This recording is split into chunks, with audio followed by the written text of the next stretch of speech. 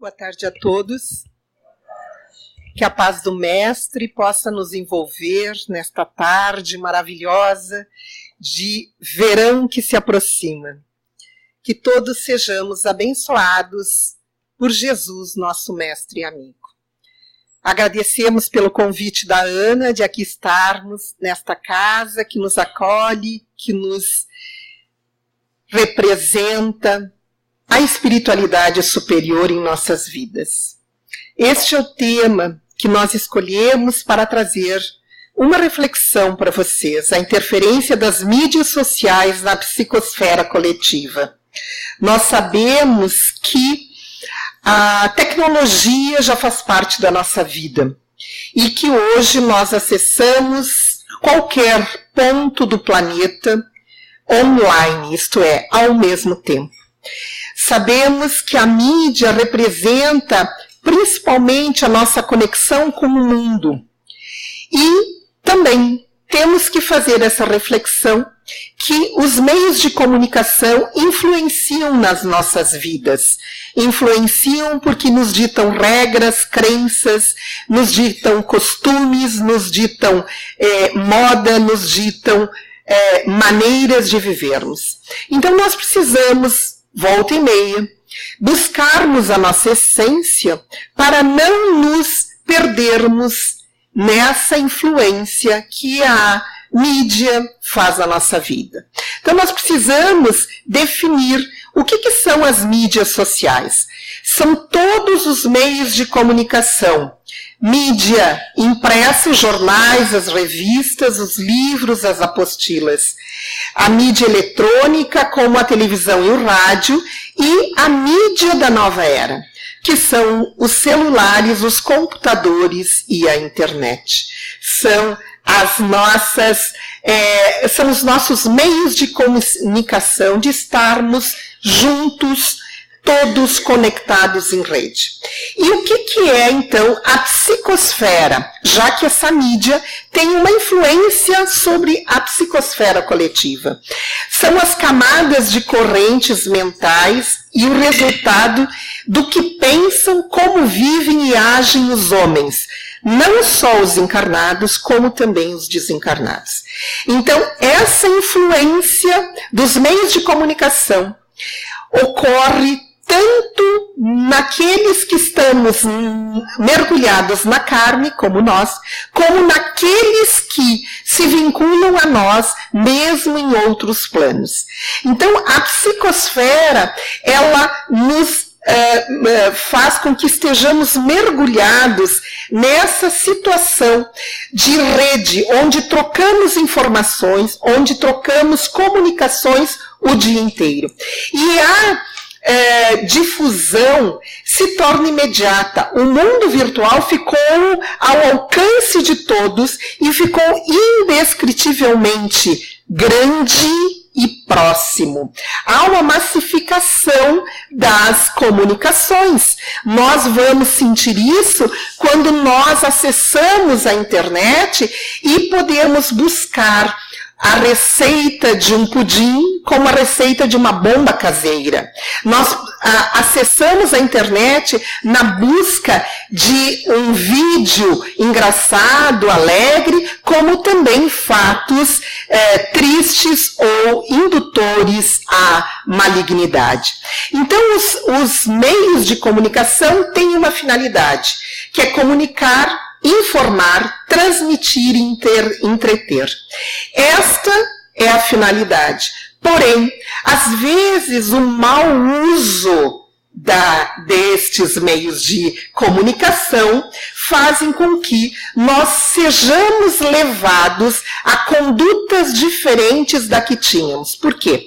Porque quando acessamos os meios de comunicação, sejam de qualquer instrumento físico ou virtual, nós baixamos as nossas crenças, as nossas barreiras e passamos a aceitar com muito mais facilidade aquilo que nos chega. E essas informações, às vezes, mudam as nossas condutas. Então, podemos perguntar, as mídias sociais são boas ou más? normalmente nós utilizamos para o bem. Porém, ainda existe um caráter muito mau sendo utilizado pelas mídias sociais. E esse caráter mau se reflete justamente porque ainda habitamos um planeta de provas e expiações onde o mal predomina, conforme está no Evangelho segundo o Espiritismo. Então, o lado mal das nossas comunicações está justamente no uso da manipulação, da influenciação e podendo levar até os transtornos mentais, como ansiedade, depressão e alterações de humor. Nós verificamos isso, que os estudos estão demonstrando essas principais alterações mentais, esses principais transtornos mentais. Por quê? Porque as mídias sociais se utilizam dos conceitos atuais da sociedade contemporânea, quais sejam as identidades fluidas. Ora, nós reagimos de uma maneira, ora nós agimos de outra maneira. As relações líquidas, nós hoje parece que temos um relacionamento como se vê no uso dos carros, o relacionamento test drive. Eu faço a utilização, se me agrada eu fico, se não me agrada eu saio. E também a cultura narcísica, a exageração do eu. Primeiro eu, antes eu, sempre eu. Então, esses três conceitos é que são exacerbados justamente pela mídia e por esse lado indutor, condutor, influenciador que nós estamos sentindo. Então, nós temos uma influenciação diária, seja pela televisão, seja pela internet, seja pelos smarts, e nós temos o dia inteiro um bombardeio, principalmente no mundo ocidental, do comprar, show de ofertas, compre e ganhe, compre mais e paga menos, e inclusive da Black Friday. Nós vemos que essa mídia exacerba essas ações em nós, e nós não nos percebemos, e vamos sendo levados por esse apelo comercial, onde nós vemos o consumismo exacerbado e onde a gente vê que o marketing está direcionado muito para as crianças. Não porque as crianças comprem, mas elas são a voz da indústria no ouvido dos seus pais. E muitos produtos já são direcionados para as crianças. Ao mesmo tempo, nós temos a estimulação dos corpos perfeitos, do lado das alimentações nada saudáveis do fast food e também do modismo que a gente vê através do número grande de tatuagens nos indivíduos, lembrando que a pele é o nosso maior órgão. E que tudo que nós lesarmos os nossos órgãos, daremos contas em outras encarnações, senão nessa. Nós também temos o apelo da juventude eterna ou das pílulas da vida, das cápsulas da vida. Então, às vezes, nós estamos perdidos nesse meio, nos deixamos levar, não paramos e refletimos. E o Espiritismo nos puxa de volta, ele esclarece as nossas consciências, ele vai nos dizer que nós somos espíritos imortais, numa experiência física. E essa experiência serve para a nossa evolução. Não estamos aqui a passeio, não viemos nos divertir somente, não estamos aqui para apreciarmos de longe a vida. Estamos aqui para evoluir. E o próprio Mestre já nos ensinou: não ajunteis tesouros na terra, onde a traça e a ferrugem tudo consomem, e onde os ladrões minam e roubam, mas ajuntai tesouros no céu, onde nem a traça nem a ferrugem consomem, e onde os ladrões não minam nem roubam, porque onde estiver o vosso tesouro, aí estará também o vosso coração. Muitos de nós nos deixamos abrandar a consciência de espíritos imortais pelas distrações do mundo. E essas distrações vêm exatamente com as mídias sociais. Então nós vamos trazer aqui hoje uma reflexão de como ocorre essa relação das mídias e a saúde. Como está sendo alterado o padrão de saúde daqueles nós indivíduos que estamos somente sujeitos à tecnologia. Eu não sei se vocês viram nesta revista super interessante de outubro de 2019, a capa dessa revista era assim: Smartphone, o novo cigarro. Quem não viu, quem tiver acesso, busque ler essa reportagem, que é muito, muito importante, mostrando que essa programação veio justamente para trazer o vício para o indivíduo. Então o indivíduo ele está assim. Nós vemos muitas pessoas atravessando ruas, sendo atropeladas, dirigindo com um smartphone, falando com um terceiro sem levantar a cabeça. Nós vemos o que a gente chama de viciados em redes sociais. E isso está lesando o cérebro, que nós vamos ver em seguida. Então, quando a gente vê pequenos diante de nós, cujos pais lhe dão os smartphones, os tablets pequenos, os acessos, a gente até acha bonitinho. Mas as pesquisas estão mostrando que esta é uma ação deletéria para as crianças, para os nossos jovens. E os adultos têm uma dificuldade de negar, porque a maioria dos pais jovens, eles já estão com esse acesso muito fácil e imediatamente dão para os seus filhos. Porém, nós, diante das nossas emoções, nós produzimos hormônios. E um dos hormônios que nós produzimos é a dopamina, que é um hormônio relacionado ao prazer, dito hormônio do prazer, que é liberado quando nós nos sentimos muito bem, agradável, depois de uma obtenção, de uma situação de agrado, através de um objeto, ou através da ingestão de um chocolate, ou de qualquer objeto viciante, nós liberamos a dopamina. As crianças, e quanto mais cedo, mais a viciação, as crianças passam a liberar a dopamina em troca de um outro hormônio chamado a ocitocina, que é o hormônio do bem-estar, o hormônio do amigo, o hormônio do estar junto a. Esse hormônio, ele compete na liberação do nosso cérebro. Então, quando as coisas são estimuladas no prazer do objeto, nós temos a dopamina. E quando nós temos o hormônio liberado por um prazer de estar com alguém, de ouvir uma música, de um abraço, nós liberamos a ocitocina.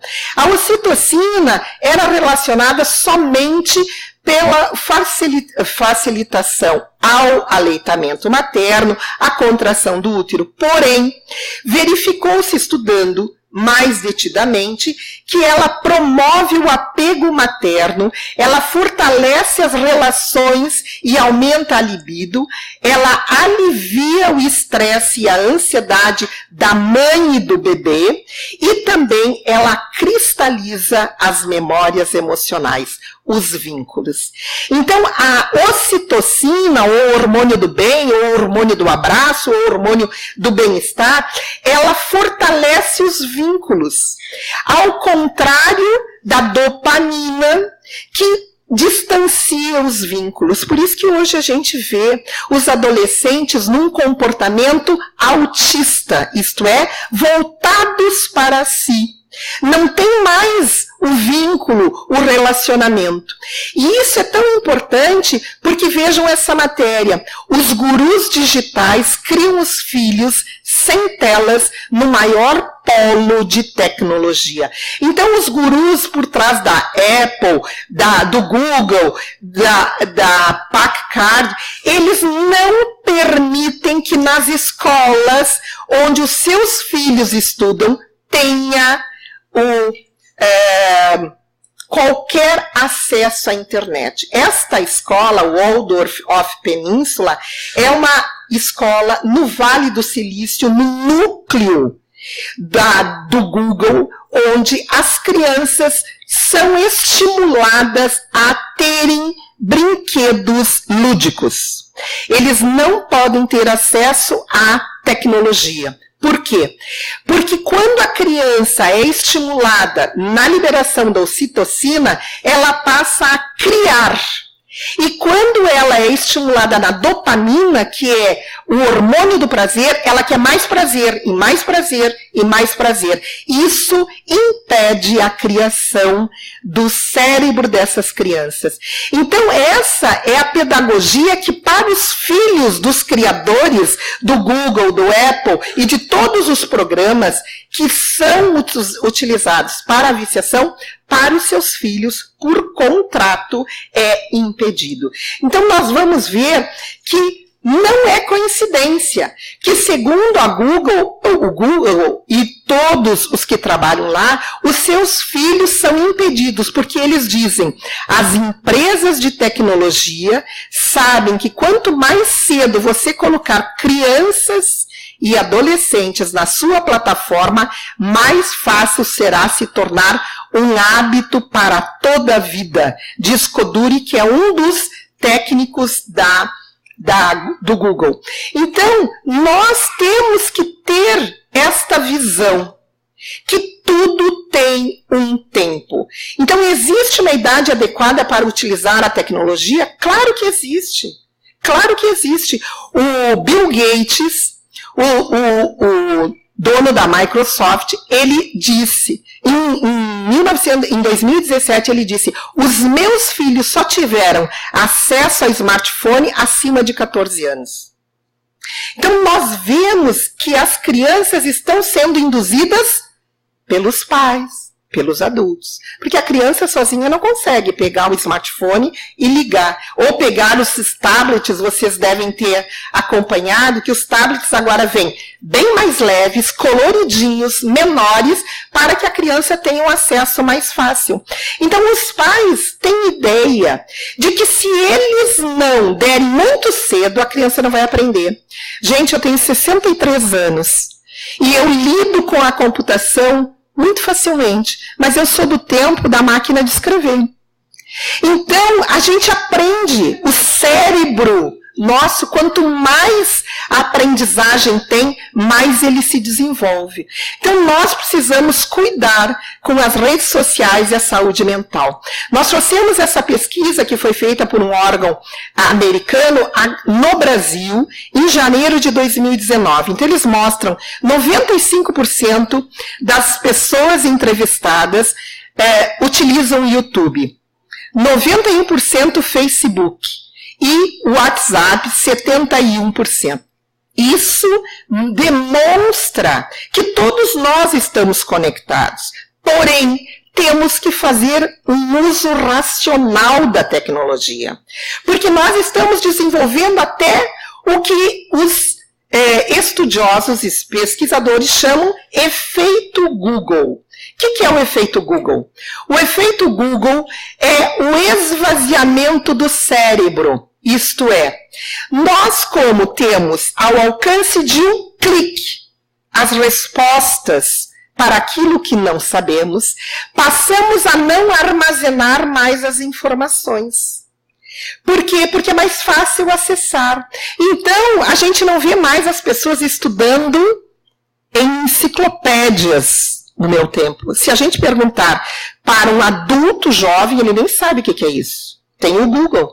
Mas nós sabemos que nem tudo que é acessado através do Google é verdadeiro, é correto, é fidedigno. Então nós temos que ter esse cuidado. Por quê? Porque essa pesquisa feita e liberada agora dia 24 de junho de 2019, demonstrou que a internet está literalmente mudando a estrutura dos nossos cérebros. Regiões cerebrais associadas à atenção, à memória e às habilidades sociais estão sendo alteradas por conta do uso das redes sociais. Os pesquisadores de Stanford e de Harvard, duas universidades dos Estados Unidos, verificaram que aqueles indivíduos que acessam seguidamente as suas redes sociais ou o seu rol de contatos para ver se existem mensagens, diminuíram as áreas da massa cinzenta cerebral, principalmente do neocórtex, onde fica o foco das atenções. E eles verificaram que esses indivíduos, eles têm notas inferiores em exercícios de foco de atenção. Eles têm mais distração, eles não têm memória. Então, isso está levando a alterar a massa cerebral dos indivíduos que assim estão tendo. E existem muitas pesquisas. Existem pesquisas nos Estados Unidos, e a gente traz de lá porque as pesquisas são sérias, feitas com as redes sociais. E eles verificaram que mais de 25% demonstravam indicadores de depressão elevado naqueles indivíduos que ficavam acima de 60 minutos por dia nas redes. A gente conhece, vocês devem conhecer, claro que não os senhores, mas a gente conhece muita gente que fica 4 horas, 3 horas em cima da rede social. Ontem eu mandei esse cartaz para um amigo meu e ele disse: um ótimo assunto mesmo para trabalhar, porque a gente entra na rede social e parece um túnel. A gente fica horas dentro do túnel. E as pesquisas revelam isso. Indivíduos que entravam em suas redes com frequência acima de 61 minutos tinham 2,7 vezes maior a probabilidade de ter depressão.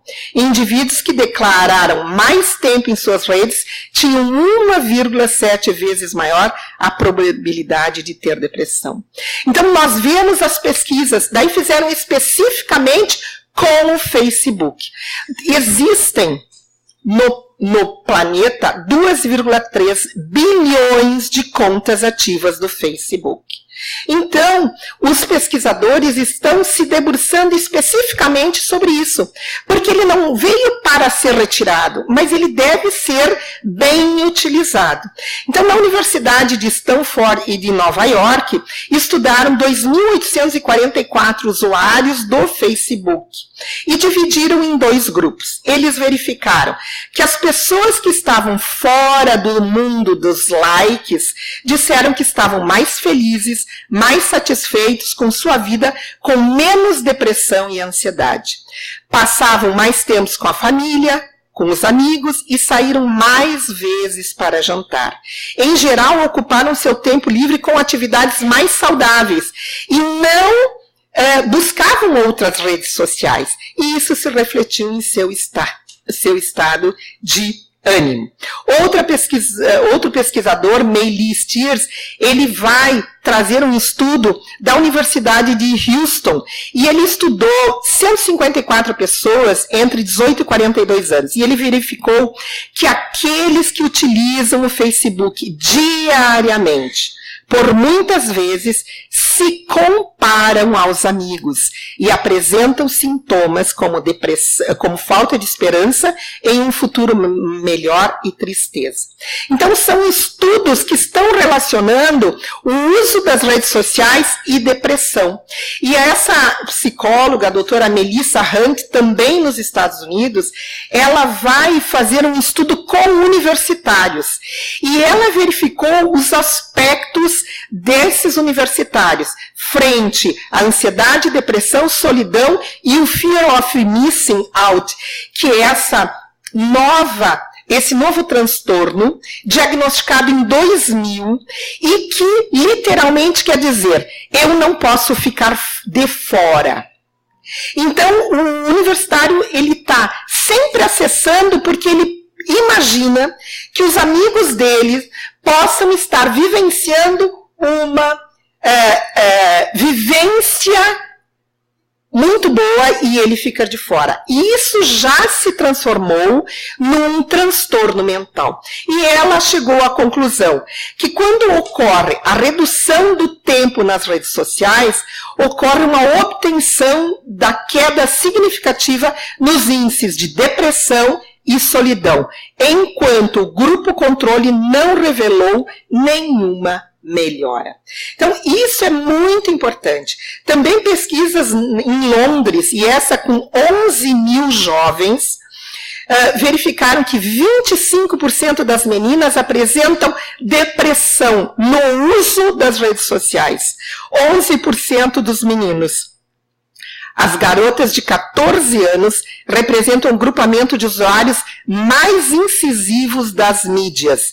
E 75% das garotas de 14 anos que sofrem de depressão também têm baixa autoestima. Então, nós vamos vendo que esse índice está acometendo muito os nossos adolescentes. Daí nós vamos fazendo a relação do que, porque hoje os nossos adolescentes estão tão infelizes, estão aumentando os índices de suicídio em adolescentes em todo o planeta. Na Europa e nos Estados Unidos já é a primeira causa de morte de homens de até 29 anos é o suicídio. Outra pesquisa, cientistas da Universidade do Missouri também detectaram que, além da depressão, o Facebook pode causar inveja. Por quê? Porque o que a gente vê postado é só as pessoas num estado de felicidade, de plenitude. Porém, a vida até dessas pessoas não é assim. Então, isso gera o que a gente vê de inveja. E tem um trabalho maravilhoso sobre esta relação de inveja que coincidiu com a publicação de um trabalho no Japão, cujo título é A Inveja é uma Emoção Dolorosa, com o Dr. Hidehiko Takahashi. Ele é pesquisador-chefe do Departamento de Neuroimagem Molecular do Instituto Nacional de Ciência Radiológica de Tóquio. E ele fez um trabalho e denominou Quando a sua conquista é minha dor e a minha dor e a sua dor é a minha conquista. Ele demonstrou que a inveja é uma emoção dolorosa. Por quê? Ele convidou 19 pessoas, sendo 10 mulheres e 9 homens, e estudou por 1 ano e meio. E ele levava nos aparelhos de radioimagem cerebral e pedia para essas pessoas mentalizarem 3 amigos. Quando eles estavam mentalizando 3 amigos, ele induzia que essas pessoas mentalizassem 2 desses 3 amigos numa condição excelente de relacionamento, de recursos financeiros, de recursos profissionais, e ele verificou, através de radioimagem, que quando essas pessoas estavam mentalizando, só imaginando, elas acessavam o local no cérebro da dor física. E também ele verificou que, no momento que ele pedia para que essas pessoas imaginassem esses 2 amigos agora tendo uma desvalia na vida, perdendo emprego, perdendo os relacionamentos, rompendo os recursos financeiros, ele então fez radioimagem desses cérebros e verificou que neste momento o que era ativado era a área do prazer. Por isso ele determinou que quando a tua conquista é a minha dor E a tua dor é a minha conquista. Ele comprovou radiologicamente, por imagens, que quando nós nos comparamos, nós sofremos. Se nos comparamos com alguém que nós imaginamos que tem uma vida perfeita, que eu vou dizer para vocês, se vocês já não sabem, não existe vida perfeita. O próprio mestre nos disse, no mundo tereis aflições, mas eu venci o mundo, vencei-o também. Nós vamos nos tornar infelizes, nós não podemos nos comparar com ninguém, a não ser conosco mesmo. Quem eu era ontem e quem eu sou hoje. Porque sempre vai ter gente que nós vamos entender que a vida é melhor e tem gente que a gente vai entender que a vida é pior. Então isso está comprovado cientificamente. Então o Facebook e as outras redes sociais, num paradoxo que era para unir, está isolando o ser humano. Então nós temos esses índices cada vez maiores. O Brasil é o 5º país em depressão e o país campeão em ansiedade. Nós temos o maior número de ansiosos do planeta. Por quê? Porque nós estamos sempre olhando as mensagens, buscando as conexões, buscando o número de curtidas. Tem indivíduos que, se não atingem tal número de curtidas, não se sentem felizes, ao contrário, se sentem infelizes. Então nós vemos que no Brasil o suicídio já é a 2ª causa de morte em homens de 15 a 29 anos de idade. Só perde para acidentes de trânsito. E em mulheres já é a primeira causa, é o suicídio, em adolescentes de 15 a 19 anos. Então nós vamos ver que essa ansiedade está sendo produzida pelas redes sociais, pelo mau uso, como tudo. Tudo que chega para nós, chega por permissão do Pai. Mas o bom uso ou mau uso que fazemos da tecnologia corre por nossa responsabilidade. Mas Kardec já nos traz essas informações na Revista Espírita de 1866, em outubro, quando ele vai nos dizer sobre a regeneração do planeta. Ele diz, e como se a destruição não marchasse bastante depressa, ver-se-ão os suicídios multiplicando-se em proporção nunca vista até entre as crianças. A loucura jamais terá ferido o maior número de homens, que mesmo antes da morte serão riscados do número dos vivos. Aqui a gente vê os dementados da drogadição. São estes os verdadeiros sinais dos tempos, e tudo isso se realizará pelo encadeamento das circunstâncias, assim como dissemos, sem que em nada sejam derrogadas as leis da natureza. Já está acontecendo. Nós estamos passando por esse momento de transição, deixando o planeta de provas e expiações para adentrarmos ao mundo regenerado. Por isso nós vivenciamos.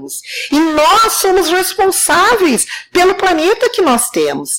Então, o que a gente vê como causa do aumento do suicídio em adolescentes é o aumento da depressão e da ansiedade, a depressão pela comparação e a ansiedade pelo número de mensagens, o número de curtidas, as selfies e etc.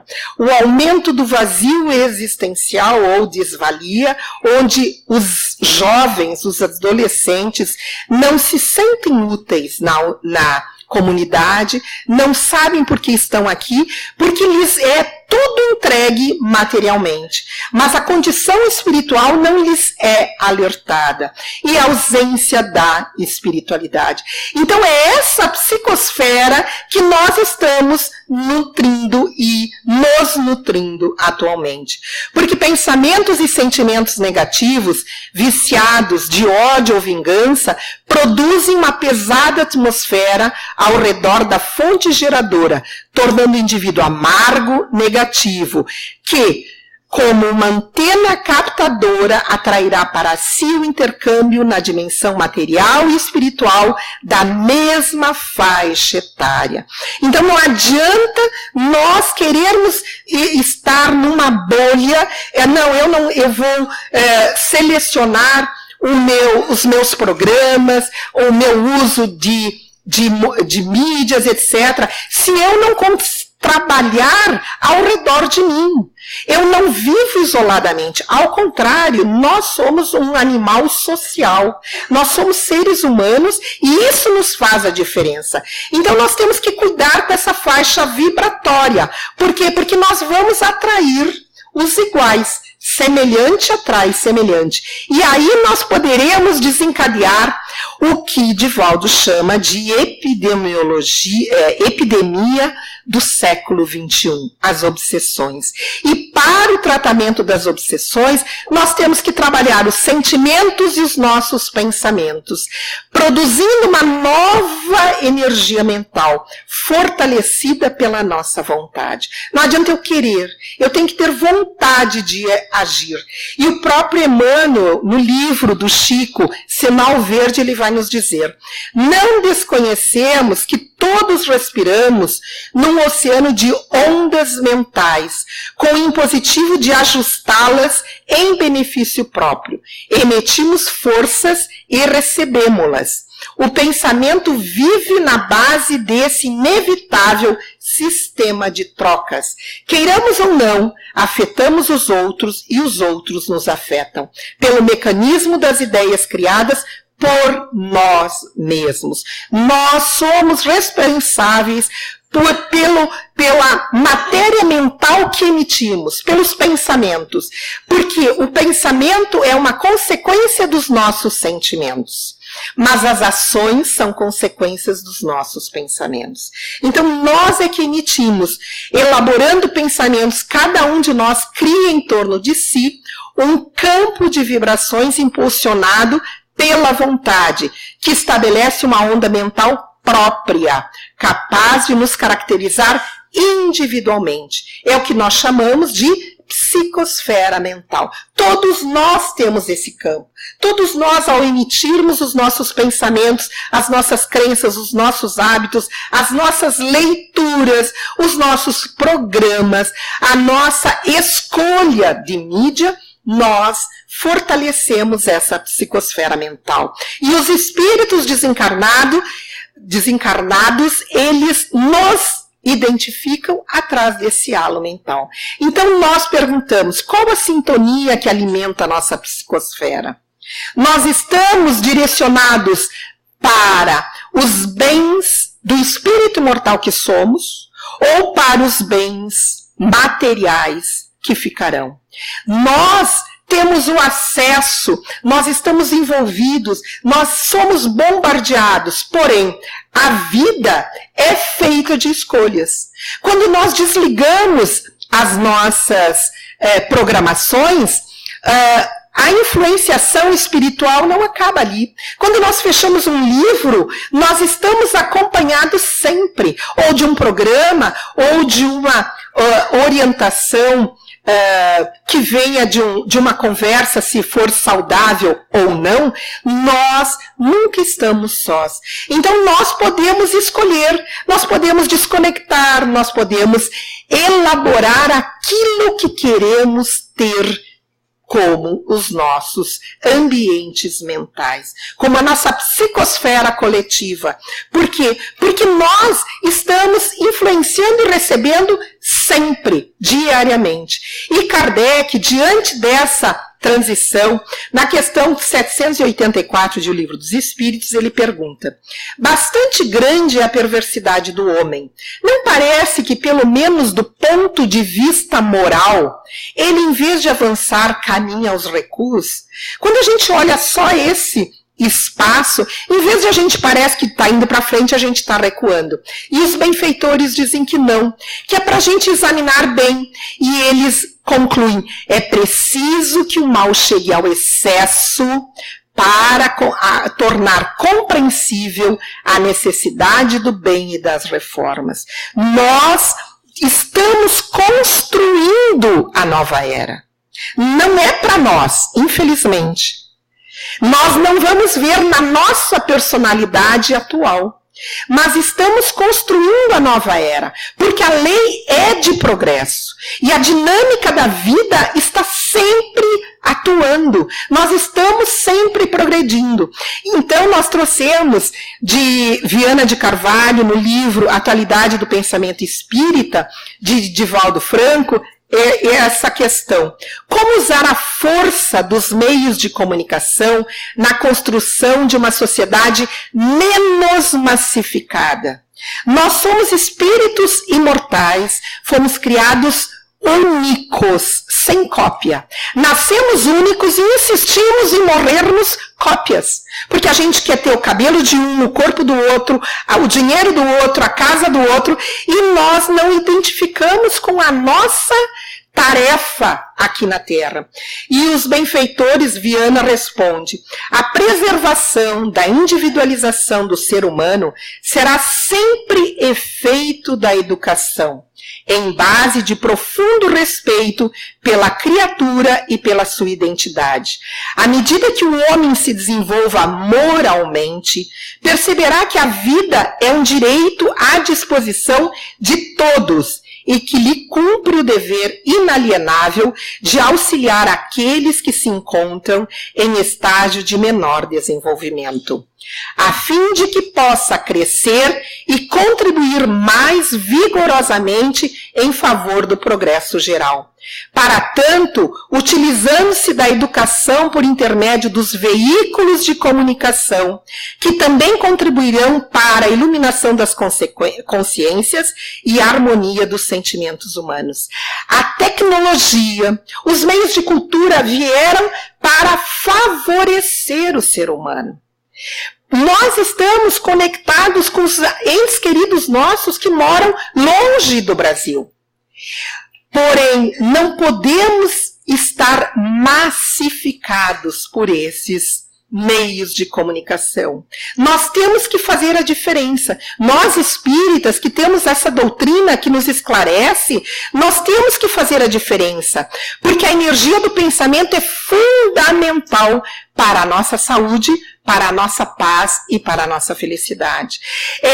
A felicidade é um estado de espírito interno. Por isso que os jovens, que apesar de terem tudo, estão tão infelizes. Porque existe esse vazio interior dentro deles.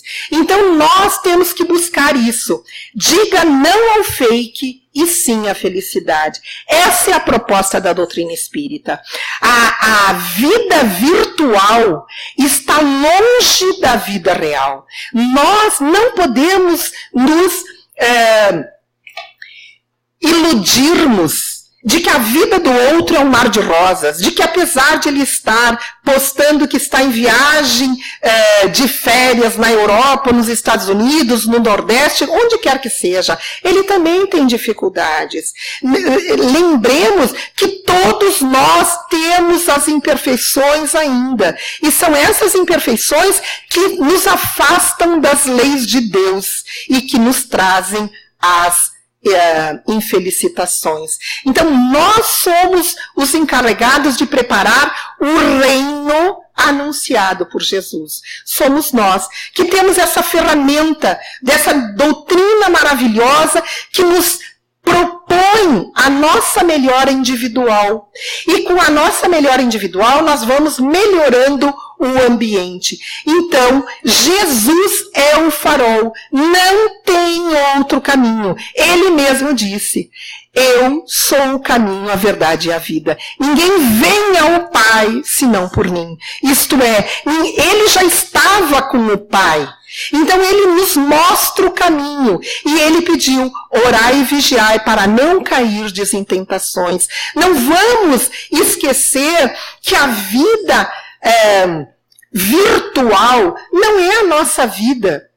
Nós somos muito mais do que as postagens, do que os selfies, do que qualquer coisa veiculada pelos meios de comunicação. Nós temos Jesus como este farol. Então, se postar te faz feliz, Tudo bem, mas não seja escravo. Não poste de 5 em 5 minutos para ver quantas curtidas vai ter. Coloque a ferramenta ao teu dispor.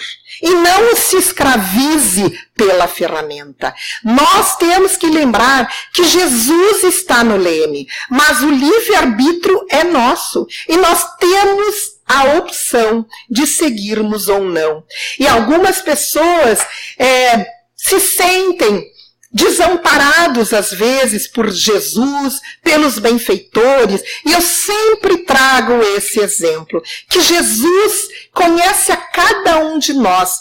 E esse exemplo aconteceu comigo. A primeira vez que nós saímos do país, o meu smartphone me trouxe uma mensagem dizendo: a sua hora está em desacordo com a hora local. Quer mudar o horário do seu relógio? E daí eu raciocinei, como é que ele sabia onde eu estava? É claro, todos nós sabemos que todos os smartphones têm um localizador. Ora, se ele me localizou, vocês acham que Jesus não localiza cada um de nós? Se uma máquina sabia que eu estava fora do meu domicílio, Jesus não conhece cada um de nós pelo nome, pelo sobrenome, pelas nossas aflições, pelas nossas tarefas, pelas nossas dificuldades. Quando Jesus disse para Zaqueu, sem tê-lo visto nunca: desce daí, Zaqueu. Hoje à noite jantarei na tua casa.